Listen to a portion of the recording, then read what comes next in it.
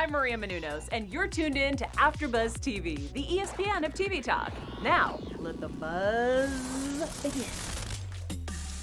Welcome to the Trump Report at I was going to say a special time, but really just an hour later. But thank you to everyone who waited an extra hour for us to be back in your lives. I am Christian Bladt, joined by my fellow mirth maker, the one, the only, Tamra Brown. Hey there.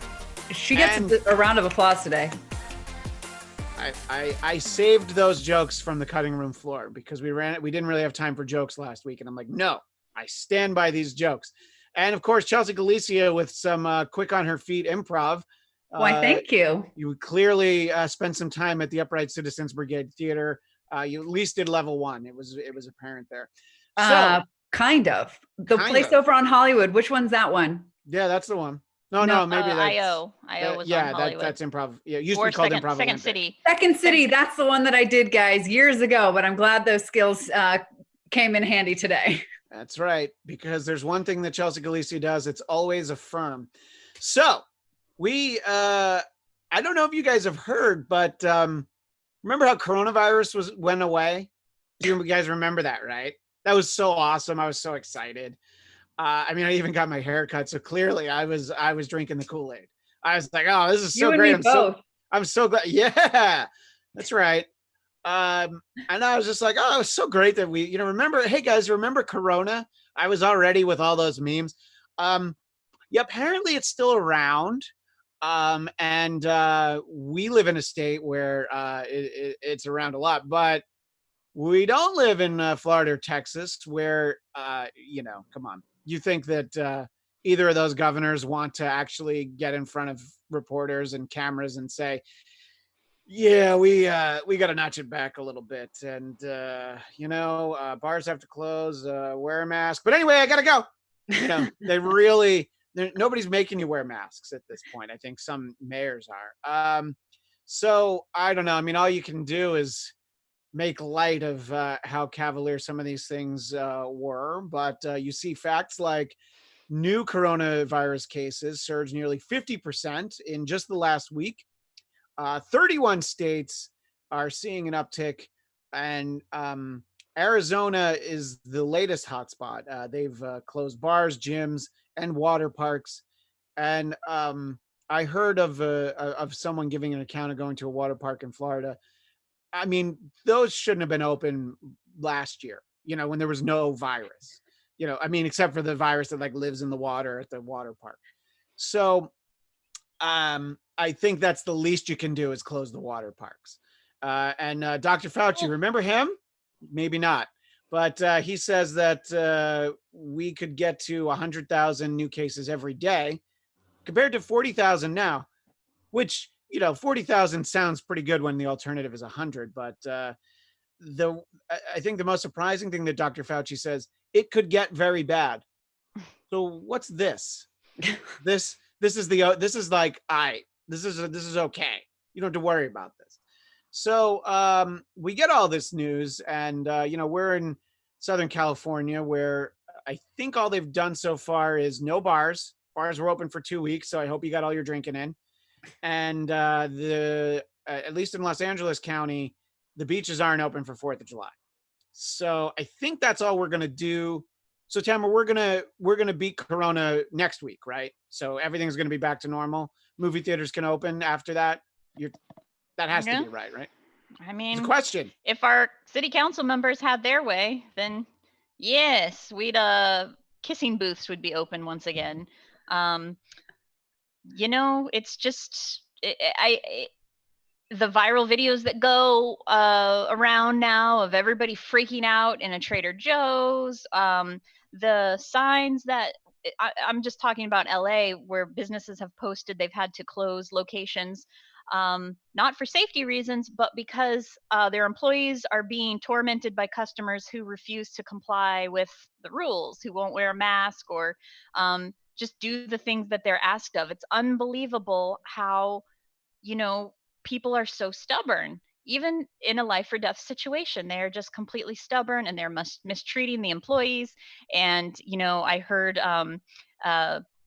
on a NPR station I was listening to yesterday, people who work in the service industry were calling in and saying how the people that are going out to restaurants are the worst people. And that only makes sense. Like, of course, it's your most high maintenance customers that are the ones that are going out going, no, I needed my sizzling Southwest egg rolls with goddess dressing. And I don't understand why you haven't been refilling my water glass in a timely manner. No tip for you. You know, of course, it's those people that are the ones that are having to defy the suggestions of safety. And I don't know, it's the employees that I feel bad for.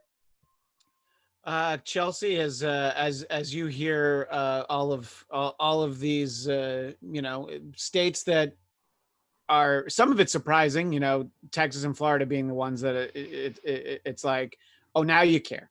And Arizona, I mean, here's the thing about Arizona. Anybody's ever been to Arizona knows that general population is already a little bit older anyway. I mean, it's, people that don't want to live cold places anymore, because who else wants to live where it's 117 degrees apart from people who never put on their air conditioning, So what do you think when you see all of this, and what are your thoughts, for what does it mean to us in Southern California? What's so fascinating to me on the bigger picture is how, Trump is the personification of like me on an individual level, on like a country, on a national level, where it's just all about me or us here in the United States.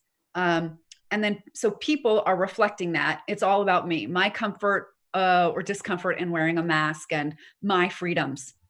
And I think, or perhaps I'm more like hoping, I don't know if this can, I think I'm hoping that in a year from now, we look back at this time, that this was the beginning of the death of the strictly me thinking and the rise of we thinking, or I should say not a rise, but a return to, because before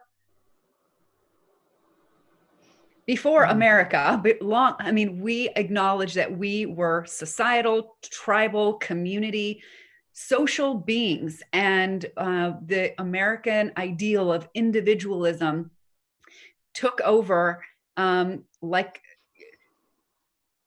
to an insane degree, and it's showing up right now in this example, either beautifully or in a nightmarish sense, whichever way you see. But do you think that's why so many European countries have managed to get the virus? Look, they have much smaller populations than we do, but the chart that we have that kind of goes this way, and then they have the one that, for those that are watching, we've all seen that graphic, usually with President Trump's face in between the two spots. But I think that what you're saying, there's something to be said. It's funny because you were saying, like, for America to go back to the way it was, and I'm like, oh yeah, before the 80s. But no, you're talking about, going back 244 years before America was an America. So that's really what you're calling for. Well, I mean, I'm not saying that let's get rid of the country of the United States of America, but let's go back and we have an appreciation for individualism and personal responsibility. Yes, that's all good. But that also needs to be balanced by our responsibility to each other, because it's not just a responsibility that we have to give up something for the greater good. We also get something from the greater good. So a return to that appreciation for how much we are interdependent human beings on one another. I hope that this is like the last gasping, breath of a dying monster called obsession with self. Oh, see, now again, I thought you were talking about the Trump administration. So I got very confused. That's also a symptom. Talking about. That's a symptom of this monster. Hey, Tamra, do you think, look, I think generally the conventional wisdom is that wearing the masks out in public in particular, that is for the safety of other people around you in case you might have it and don't know. If science is such a bad word in like a lot of this country, but if there was proof that no, if you don't wear it, you yourself are going to die, that's probably when at least some more people would care. The idea of like, well, you should look out for the safety of other people. And they're just like, nah, I'm good. I don't want to get weird tan lines. I don't think that's how non-mask people are looking at it. I think they are. I think they're doing the opposite of what you're asking. Like, I think people who refuse to wear masks are thinking, I'm safe. Why would I don't need one.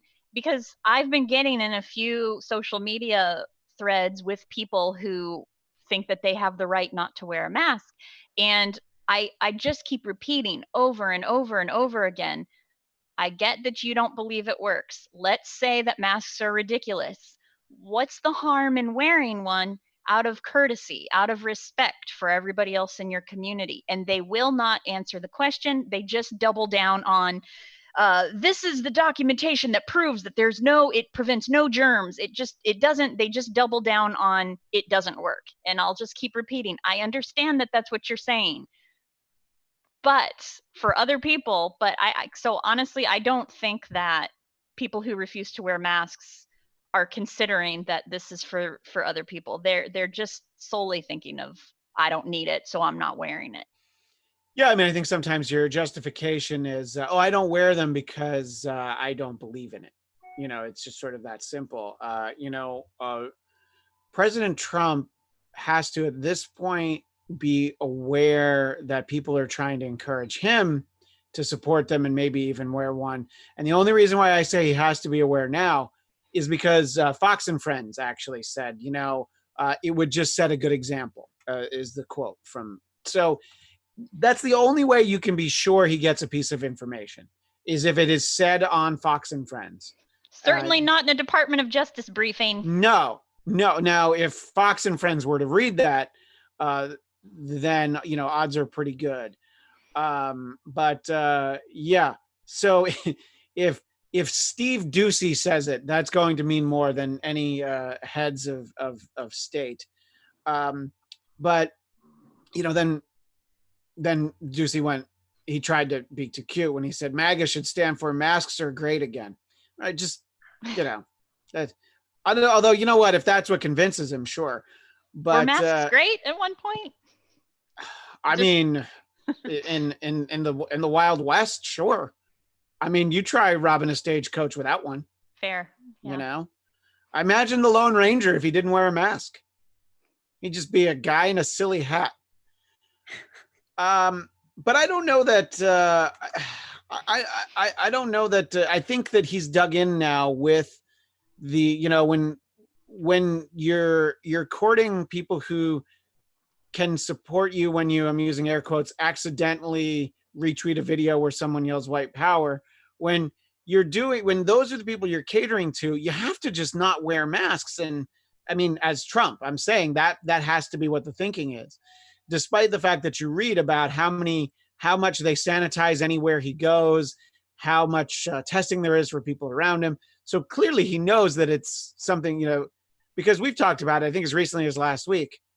Does he look like he could survive any kind of illness? And I just mean from a physical standpoint, he is not in good shape.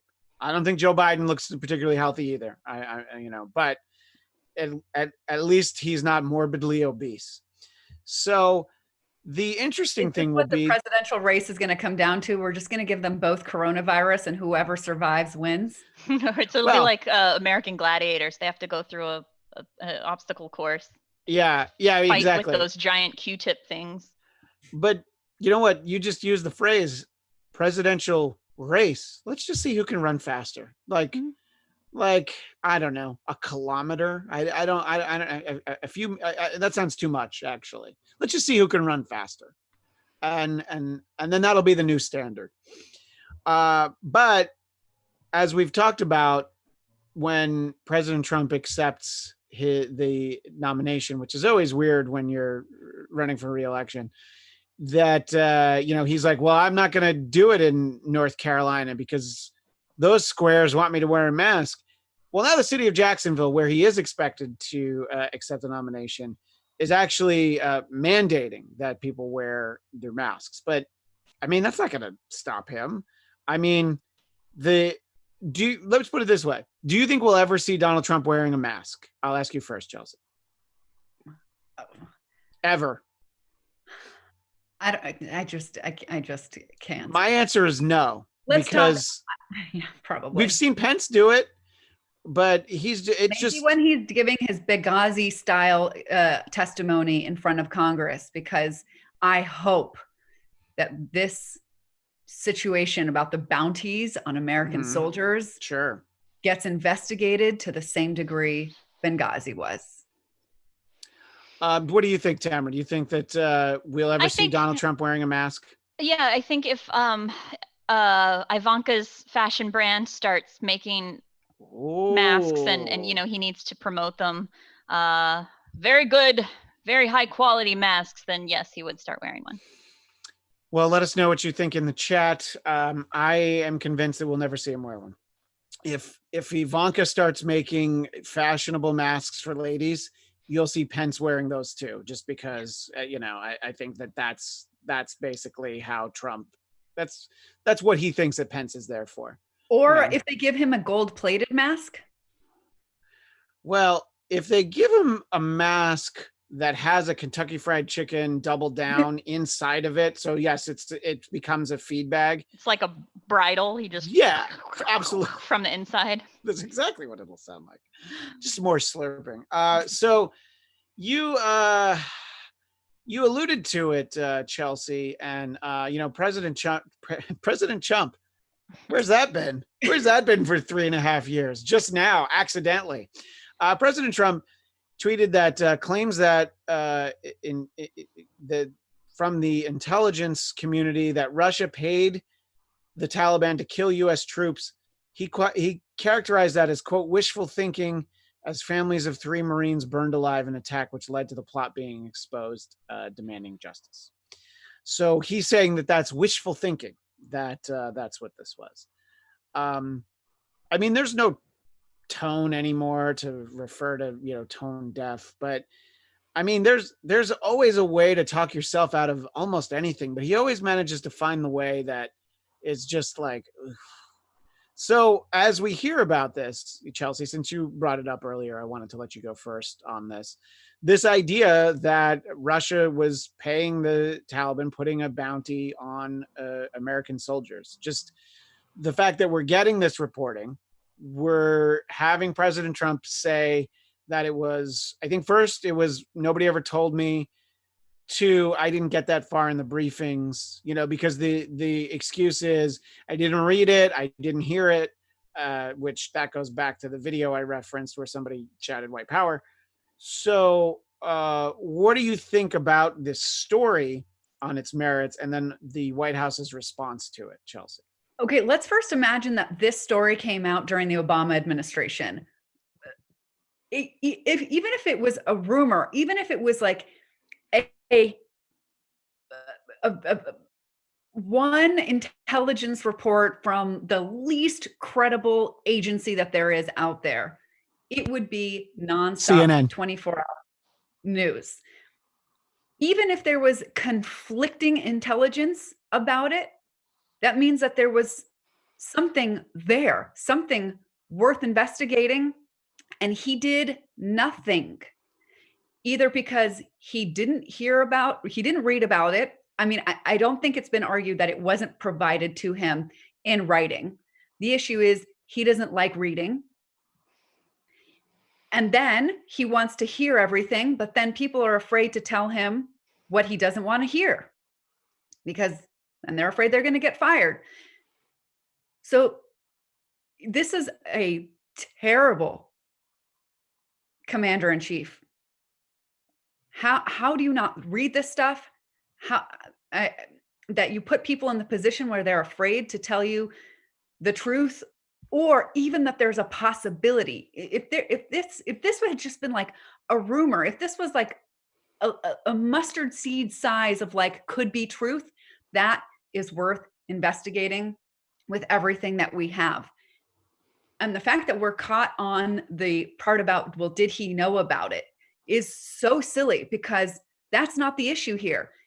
The issue is he should have known about it. It was his own negligence in this position that caused him to not know about it if he didn't, or not do anything about it. It was his job to know it was happening and his job to do something about it, to look into see whether these conflicting intelligence reports, if any of them were accurate. But the fact that it had Russia on the other end certainly makes you think, well, maybe that's part of the reason why he didn't.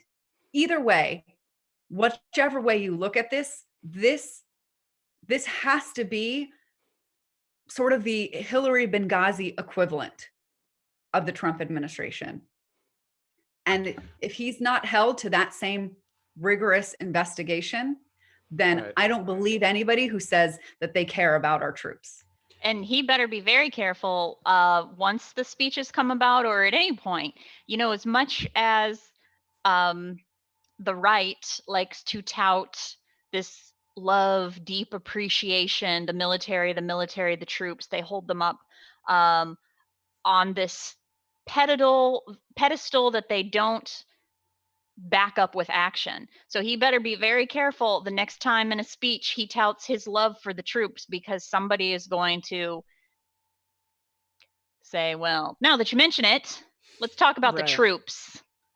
And how did we not hear about this incident that happened? They were burned alive? I mean, I read the news from different sources. I'm sure it was somewhere out there, but well, my understanding is that this was an ongoing investigation that hadn't concluded yet.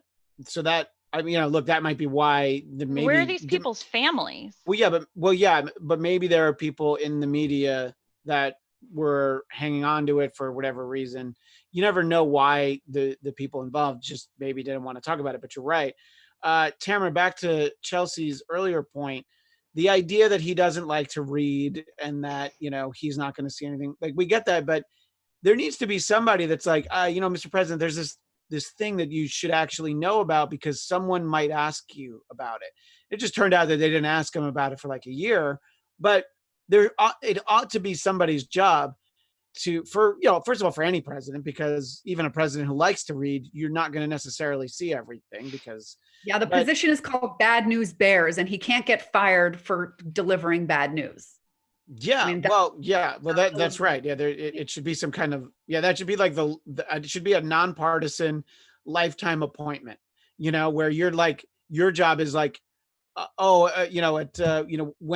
at 5:30, Bad News Barry's going to come in and he's going to tell you some stuff that you don't want to hear, but other people might ask you about it. So you're going to need to, and it's you can't fire him because you can't fire him. But yeah, I think that, and it is surprising. Bad News Barry has to present it to him in song and dance form just to soften the blow. It'll make it a little bit better. It's like. Or you know what? No, I think it would be Bad News Becky, because she'd have to come in for Trump and what would get his attention. Bad News Becky is going to have to come in, dressed like a Russian call girl and tell him all the things that he otherwise wouldn't pay attention to. And the next thing that I think is going to happen is that Trump is going to say he talked to Putin about it and Putin denied it. And so end of story. By the way, that could be true. He could have talked to Putin about it. Putin could have denied it. That part, that's probably the most believable part of this, if that were to happen. I don't know. It's just the response to it, I think, is more troubling than the fact that, it's not more troubling than the fact that this happened. Sort of the whether or not he knew about it, just the response. If that happened anywhere, if that incident happened anywhere, you wouldn't want your commander in chief to know about that. He wouldn't think that is his obligation. Yeah. Right. And speaking on this, stressing the obvious, John Bolton said that Trump's denial of the Russian bounty intelligence briefing shows his fundamental focus is not on U.S. security. Oh, you think that that's not where he's focused? Do you think that, he's pretty much only focused on, I think he thinks his job is running for re-election. I don't think he thinks he actually has to do anything other than that right now. Mm-hmm. But let us know what you think. I want to make sure that we talk about the Supreme Court. I know, Tamra, you in particular were interested. I wanted to start with the ruling a few days ago that struck down this restrictive abortion law in Louisiana. That I think my understanding of it is there would have been one abortion provider in Louisiana, because this is another one. It's similar to a Texas case from a few years ago, which the Supreme Court also struck down, which was that you need to have admitting privileges at a hospital to perform an abortion. And the reason why this one got struck down is because of the Texas one got struck down. Right. So, and so Tamra, I wanted to let you chime in on this, and then I have some legal questions for Chelsea. So we've had some wins for the more liberal side from the Supreme Court lately. There was a vote to protect LGBTQ rights as far as business discrimination from businesses, protections for DACA recipients, at least for the time being, and then also this a sort of win, some might say, for people that are pro-choice. So that seems great for the more left-leaning voter, which and surprising considering that our obviously our Supreme Court is has a 5-4 conservative majority. But what is not getting as much attention is there also was a vote about the Consumer Financial Protection Bureau, and how the Republicans, ever since that started to protect Americans from credit card fraud and mortgage fraud. It's one of the things that came about after the Great Recession in order to protect consumers from shady policies. And of course, Republicans continue to put more and more protections on corporate interests, and that is what is making the middle class disappear further and further and further. So anyway, the Supreme Court just ruled that the president does now have the authority to take the director of the Consumer Financial Bureau, take them out. It's just a dangerous blow to consumer protection, because this just means that again, it's like an administrative position. Anybody can put whatever Wall Street executive that's funneling money into governments, can put them into that position to make sure that businesses aren't having to have any sort of oversight, any sort of policing. I hate to use that word now because now that has such a negative connotation, but corporations need to be policed so that they're not screwing the American people, which they are currently more and more allowed to do. So anyway, my point is that everybody's very excited and applauding the Supreme Court, but let's not forget what they are doing, which maybe these aren't as exciting moves as the other ones, but they are still extremely important. So the Supreme Court is they're still showing their conservative side by making sure that the rich get richer. That's all. Right. And I think the consistent thing that you're seeing from this court is that Brett Kavanaugh always votes exactly the way you would expect him to. And the way that I always expect him to vote is that if he votes as quick as possible, he can still make it downstairs for happy hour. So I think Neil Gorsuch has been a little bit of a surprise on occasion, but specifically for this Louisiana case, Chelsea, I wanted to bring up the fact that it was John Roberts who was who dissented from the other conservatives. And I think that it might actually, there have been a few of these. I mean, he did this on the Affordable Care Act. I think that he might actually be someone who does take the law and precedent into considerations. And, look, they're all supposed to be able to push some personal misgivings or opinions aside. But when you see this sort of consistently, I mean, conservatives hate him.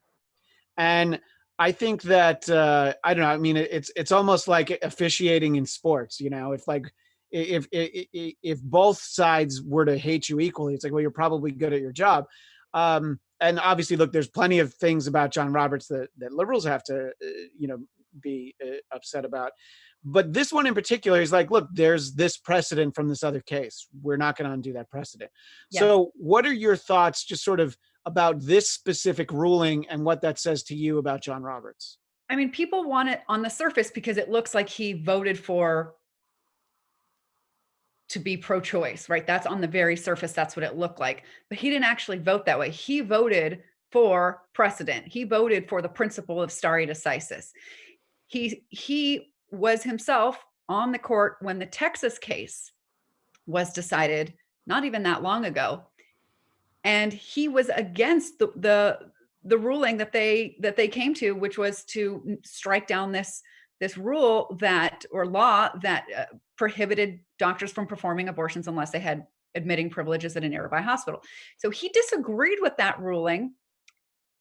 And yet in this case, he had to strike down the same law because that was a precedent that was set in the Texas case. So if conservatives want to be angry at him, it shouldn't be because he supports abortion, because that's not what his ruling was about at all. It was about precedents. And I understand that most Americans don't realize the extent to which our jurisprudence relies on it, that it takes a big reason to shift. Like, it can't just be like, oh, we decided this way a few years ago, but we just kind of feel differently about it now. Like, there has to be outlined something that has changed dramatically that would account for that shift. And that is a very conservative actually thing to do, is stick with tradition, right? So for that reason, he's not a hero of abortion rights people at all. He just appreciates precedent.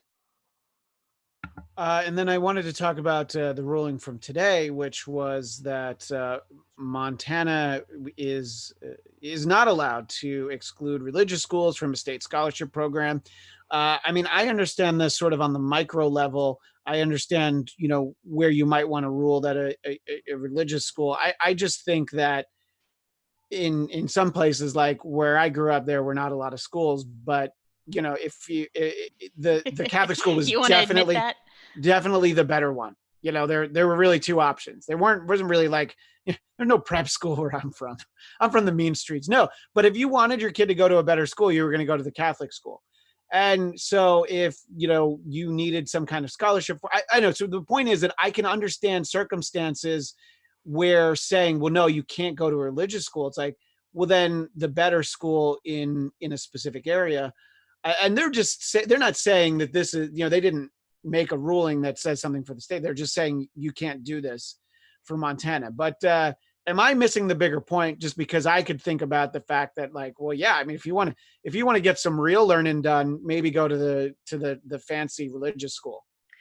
Well, so this has to do with, First Amendment, that the government is not supposed to be supporting any one religion. And that's why for a long time, this separation between church and state has been taken seriously by a lot of states. They're like, we're not putting any taxpayer money towards anything that appears religious. Understandable. But what the court is just saying is that it's not that these scholarships are only permissible for religious schools or only for, say, Christian schools. It's that these scholarships need to be available for schools, period, religious, non-religious. But if they were to say, oh, but except for Jewish schools, now we would have a problem, because the law is trying to benefit one religion over the other. But even as a liberal, I can understand the legal basis for this decision. Now, the practical consequences of it, I really don't like, because it seems to be like, okay, well, now we can just ignore public schools and be okay with defunding public schools because it's a way to get more money into religious schools. But just from a purely legal place, I understand this decision, and it makes some sense to me. But it's just saying, we're not for this religion, or we're not for religion over non-religion. We're just equally scholarships to religious, non-religious, and any religion. Tamara, do you think that a country who claims to have separation of church and state should have on every piece of their currency "In God We Trust"? Do I think Yeah, think we you should have personally. that? You No, I trying to don't. I feel like I'm being set up right now for well, because it's not a hugely serious question. That's when why. I run for Pope 10 years from now, and they're gonna find a clip of this and saying she doesn't want God on money. Yeah, you were gonna be the first. They were gonna call you Lady Pope, though. They were gonna act like it was a different role. No, that's entirely. the HBO series I want to see, Lady Pope. I'm gonna start writing. Hey, that we as all we're want to done see here. it. No, I don't think, that's part of Mississippi changing their flag right now. They're going to take off the Confederate symbol, but they're very adamant that they want "In God We Trust" on it somehow. Well, baby steps, Yeah. I mean. Yeah. But it makes me wonder, any type of debate about a religious school. I think of Los Angeles, and I'm imagining like there probably already is a charter school that is very, new age spirituality based, and Oh yeah, kids learn about what Why the tiger's faith? eye crystals or whatever, and then there will become a debate will come up about whether or not this qualifies as a religious school when there is some ruling over, what schools get this service or not. Oh, when the Supreme Court is the one deciding what counts as a religion, oh, they must have, a god, and they can't Yeah. have crystals or whatever. Yes, exactly. That's what I'm wondering. Like, it's because I feel like we're going to be having to deal with that question more and more, as a growing number of people are finding there's, studies have said recently that millennials are less religious but more spiritual, meaning, following these sort of new agey practices of meditation and I finding would symbolism in disagree different on things. your classification of what counts as, as spiritual. There's still some spiritual. I mean, many believe in a god, or they call it universe, or they call it, love. Mhm. There's different, names, but to make it all sound super hokey, I think would be unfair. Mhm. Certainly there could be some that are very hokey. There are religions that I think are hokey, but I don't get to say. And unless we, want to change the definition of a religion, as long as it's a seriously held belief, it apparently gets to fly. Because remember, that was a basis in Hobby Lobby of why they can deny birth control coverage, because it was an honestly held, not honestly held, but it was, I can't forget the term, Religious Right. conviction. validly held. So yeah. it's a can of worms. Well, Wait. we only have a few moments, but I wanted to bring up something that Joe Biden was speaking about earlier today. He was taking questions in Delaware because, he doesn't leave the state of Delaware, but why should he at this point? He was drawing a distinction between taking down Confederate statues and removing statues for our founding fathers. He was saying that the government should protect monuments to Washington and Jefferson. He did bungle a little bit, though, because he said George and Wheezy Jefferson, which is not who we were talking about. I don't think we should ever take down statues to them, but that's not really what it's at issue here. It's interesting because I understand the point that he's making, because he's trying to say, like, these are still our founding fathers, and you can still say, well, look what they accomplished. Yes, they owned slaves in the late 18th century, and we're not saying that it's okay that they did because of the time, but it's just, that's just what that was a product of the times that they lived in. Do you think, Tamara, that there's a distinction if people feel strongly enough and be like, no, George Washington is as bad as Jefferson Davis? Do you feel like, and do you feel like people should be toppling these statues, or should it be, okay, we'll have the state legislature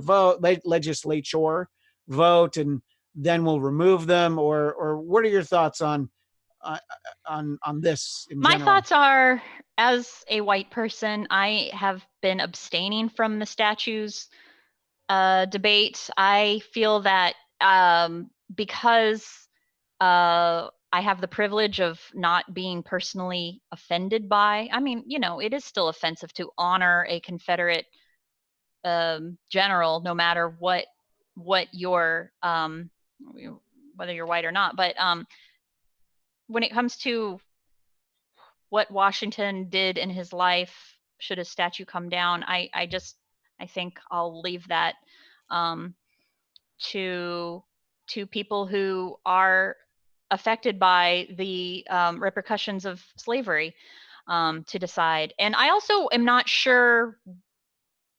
Every time I see some article about, well, now they're defacing the Lincoln Memorial, and then you look it up and it's not true. There's a lot of claims right now about what is and isn't actually being defaced. I saw something shared earlier today about how the 9/11 Memorial now is being defaced, and I suspect that that's not correct. So I think, yeah, I mean, there are times where you do, like there's in New York, there's this in Washington Square Park, there's something for George Washington that there's a photo of it, that, but I know what you're saying, that there's a lot of, and that is usually a lot of the argument, usually when you don't have much to stand on, is usually oh, what's next? You know, right. What are you going to take down now? And there is also, you know, and the reason that I'm saying I will be an ally to whatever you know, people of color feel is appropriate. The reason that I say that is because there are probably some rogue, you know, people who, you know, teenagers might just destroy some sort of statue just because they want to, you know, f some stuff up, and it might not necessarily be supported by people of color, Sure. that should come down. So that's why I'm saying, you know, I will support whatever decision is deemed appropriate. Chelsea, do you think that Joe Biden was playing smart politics there in drawing a distinction and just saying, you know, well, you know, let's not be so quick to knock down the founding fathers, because, you know, he didn't actually say, oh no, we can't. He's just like, you know, and what do you think about the idea of, you know, look, they got that Mississippi flag turned over pretty quickly. And we always hear how slow processes are. It's like, if there's enough of a movement behind you, you could have a vote tomorrow to take down a statue, if that's how the people feel. What are your thoughts in general? And I know we have to go after this topic, but I think he was wrong to get into the weeds of this, and he should have come at this from a more wise perspective, to say, this is what happens when, for, you know, you can say decades, that people have been asking for these statues to be taken down, and they were just ignored. And so when you ignore, and this resentment grows and grows and grows, I mean, this is like a parent who nicely asks a child, come inside, and the child doesn't listen. And so then the parent gets louder and louder and louder. And then by the time the parent explodes, then they seem like a crazy person. But it's like, if the child would have paid attention and respected them to begin with, wouldn't have had to go crazy. I don't know. I'm not the parent. Christian, does this sound like, okay. Right. So it sounds like something that might have happened earlier today before. Okay. Started, so I mean, this is the same thing. When you have a large group of, you know, oppressed and people that are invalidated constantly, they're asking for this, and it gets swept under the rug. It gets ignored. Finally, when the temperatures just reach a boiling point, you're going to have a bit of an overreaction. And some statues that perhaps shouldn't be taken down will get taken down. But this is what happens when you ignore problems for too long. And it's an unfortunate consequence. And if we wanted to be more discerning about which statues should stay up and which shouldn't, we should have taken this seriously before. But now you can't get mad at like the parent who overreacts because they have been trying to nicely, gently ask, please come inside, and they were ignored. So I think Joe Biden would have been better off going on a larger level of like, hey, let's look at this as a bigger thing, rather than, hey, well, let's, you know, this statue should be saved and that one. The time for that debate was years ago. We're past that. Or do you think that Biden should have just said, like, come on, why are you asking me questions? Do you want me to win or not? No, he should have just said, that is a good question. And I think that what we should learn from it is that if we ignore people for too long, when we don't make these kinds of decisions at the time that they should have been made, by the time people are upset enough to start tearing things down, they're going to tear down more than what we would have wanted. So the solution is for government to listen to the people more closely. You know what I heard right there? Vote Chelsea 2024. That's what I just heard. Right. Well, we are out of time, but Chelsea, please tell people where they can find your book and give us the full title. Oh, why? Thank you. Well, you can find the book on Amazon. It's called Save Yourself, Develop the Financial Fitness to Spend in Alignment with Your Values, Not Ego. Can you imagine if our government did that? Anyways, but this is a personal finance book. Feel like if we all on a personal level get our money stuff together, that maybe collectively we can influence each other to do the same. Thank you. And Tamra, I asked you this last week. What's the title of your book? What would be the title of my book? I have to think of that. No book here, just a bunch of dumb tweets. So follow me on Twitter at @HeyTamra_. And definitely no book here. Definitely lots of dumb tweets, but also dumb Instagram posts. You can find me on Twitter and Instagram at ChristianDMZ. And Thursdays over on the Popcorn Talk for Marvel movie news at 11 a.m. Pacific, 2 p.m. Eastern. And we'll also have our friend Ryan in the booth there. That is all the time we have for this week. Hopefully Scott will be back with us next week. And we hope that all of you will be back with us next week. But until then, have a safe and clean week. And we'll see you next 4th Tuesday. of July. Yes, that too. Happy birthday, America. 4th of July. You don't look like America. You don't look a day over 230. Our founder, Keven Undergaro, and me, Maria Menounos, would like to thank you for tuning in to AfterBuzz TV. Remember, we're not just the first, we're the biggest in the world, and we're the only destination for all your favorite TV shows. Whatever you crave, we've got it. So go to AfterBuzzTV.com and check out our lineup. Buzz you later. The views expressed herein are those of the hosts only and do not necessarily reflect the views of AfterBuzz TV or its owners or principals.